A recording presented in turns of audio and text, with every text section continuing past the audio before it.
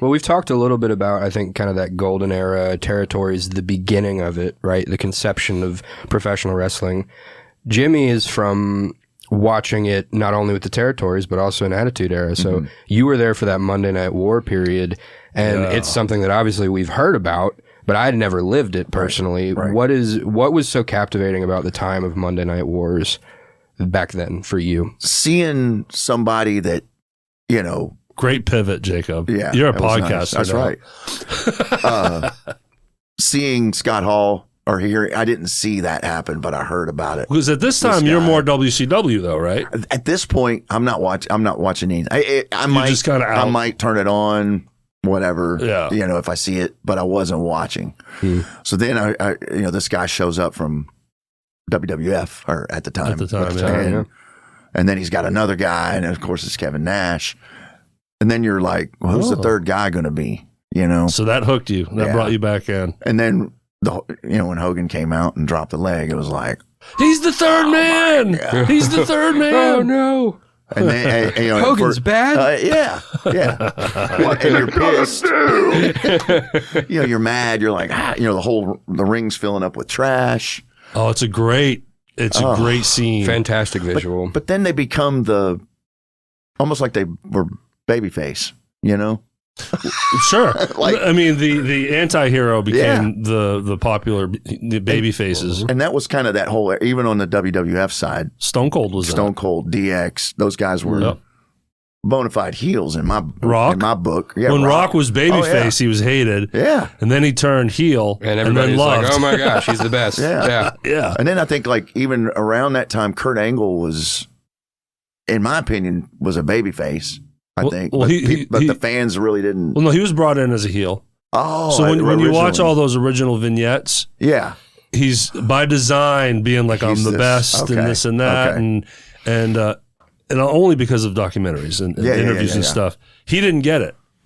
He thought, I'm a hero. I'm a gold. I need to be a good guy. And Vince is like, no, we're making you a bad guy, and just say these things. And then he got it. He's like, because of his arrogance and everything. Yeah.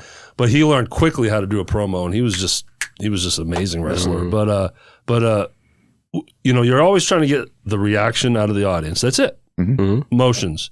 And the NWO thing, people are throwing trash from every corner of that arena.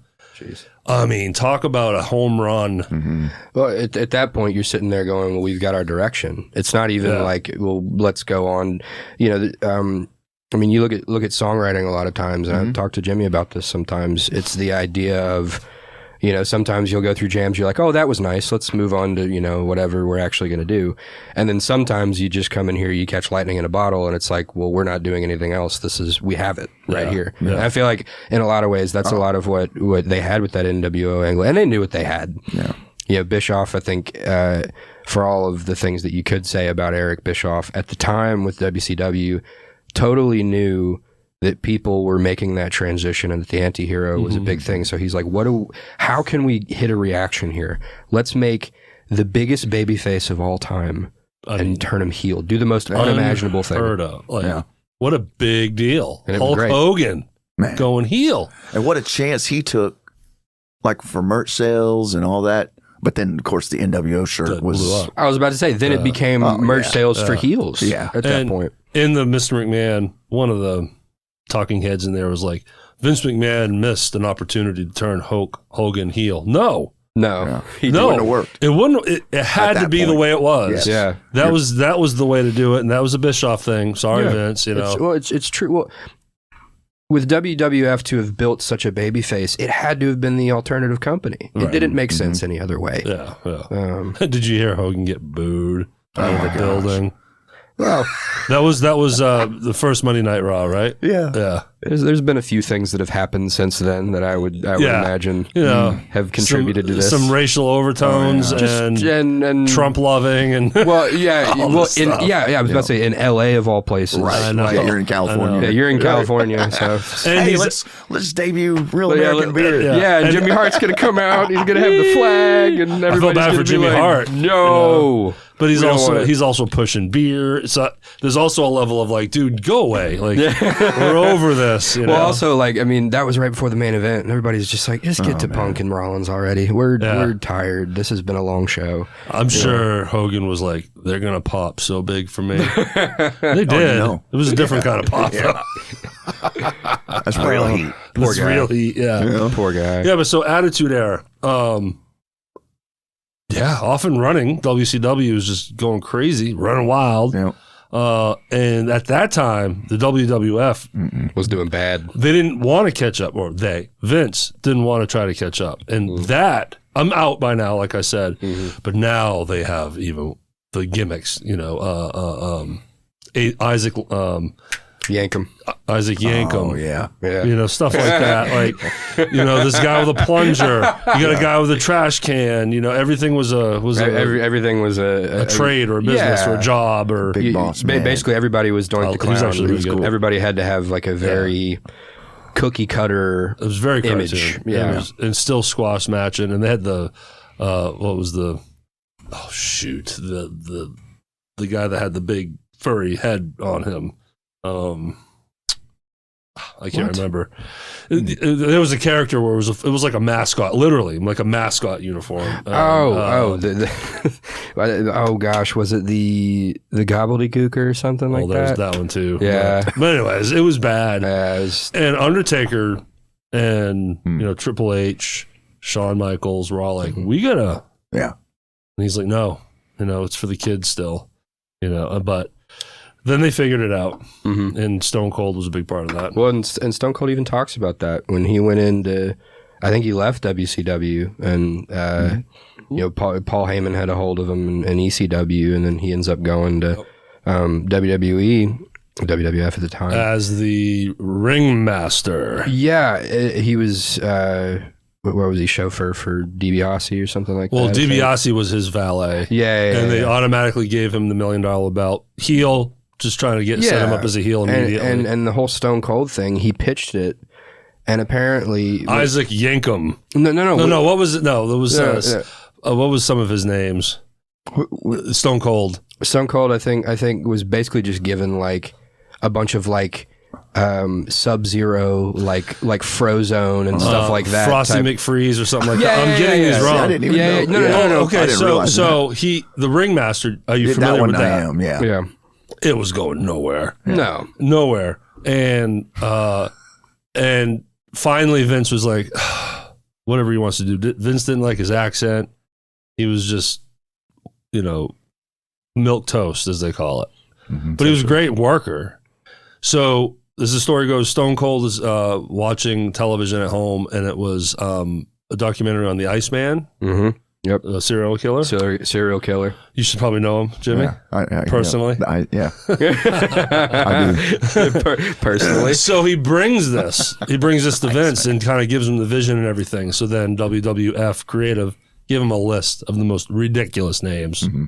Yeah, like temperature-based stuff. Yeah, because is what he said. Because he said Stone Cold, like, or something like that, and like the Iceman. He's like, oh yeah, you can be. I mean, I don't even know what half the names were, but he's just like, this is the creative genius that I've gotten myself into, WWF, and they're coming up with this crap. And then and then Stone Cold quotes and gives credit to, at the time, his wife. They were home. Yep. She gave him a cup of tea, and she said, drink your tea, don't let it get stone cold. And he was like, oh my God. That's the one. And then he brought it, and they went with it. Yeah. Stone Cold Steve Austin shaved his head, grew the goatee out. Oh, dude. And then faced Jake the Snake Roberts in the Survivor Series. No. King of the Ring. Yeah. One King of the Ring. King of the Ring, which was supposed to be Triple H. That's right. And do you guys know why it wasn't Triple H in the main event? Curtain call. Yeah. He got buried because of the. Yeah. But thank God. Who did he get buried by? Was it Warrior at the time? Did he get buried by Triple H? Well, I mean, yeah. So for anyone that doesn't know, Curtain Call, it was Triple H, Shawn Michaels, Scott Hall, or Razor Ramon, and Diesel at a house show. Someone had a VHS camera in there, and Scott Hall and Diesel were heading on the way out. So they're all hugging and kissing and being friends in the ring. They were leaving to WCW, the rival company at the time. Gone. Shawn Michaels is the champ. He can't get punished. So Triple H became that sacrificial lamb, and really took it. Yeah. And as he said, Vince told him, he's like, "You're gonna learn how to eat shit and like the taste of it." And then he had to do a bunch of squash matches. Oh yeah, and get beat up by the Warrior and all this stuff. But that birthed Stone Cold. You know what I mean? That birthed Austin 316 in that incredible moment, right? And then all of a sudden, Austin then gets in the rivalry with Brett, right? And the classic moment of Austin being in the sharpshooter, blood pouring down his face. Epic switcheroo of heel and face. That's exactly right. Yeah. This is good stuff. I'm loving this. Yeah. It's good. It's good.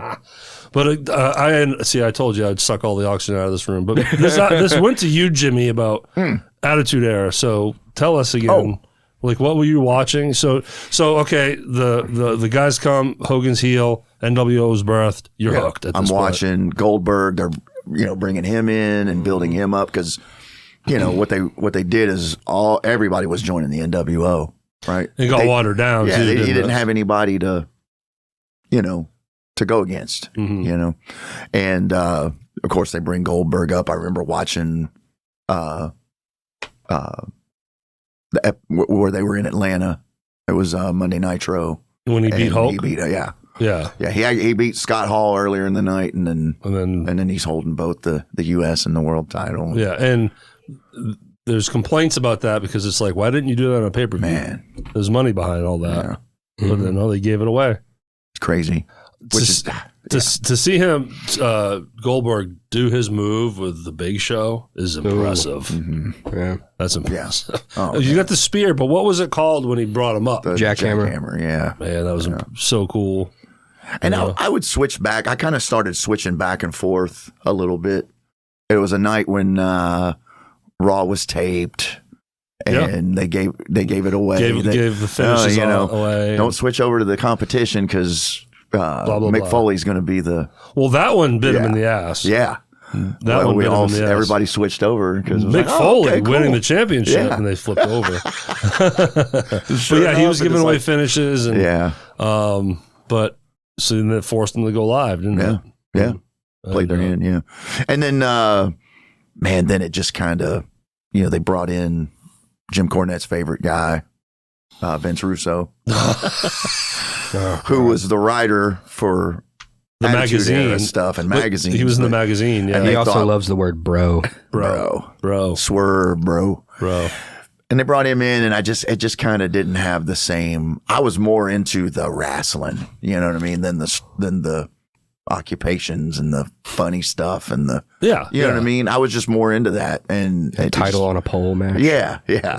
Well, I mean, Russo, to his credit though, and we don't really know how much he was involved, but Stone Cold is the spearhead of the Attitude Era. The whole logo change, the whole change. But they brought in that reality-based stuff that WCW was pushing on. Yeah. I wouldn't say it was wrestling, but it certainly wasn't cartoon era anymore. Right. That all went away. It was a good bridge, really, I think. So when Stone Cold's popping, Attitude Era is on fire, along with Fire NWO. Are you watching and keeping track of both? Back and forth. Yep. Again, that must have been wild. No DVR, you had a VCR, but sometimes those were a pain to hook up and set them up. Yeah. So you're going back and forth and,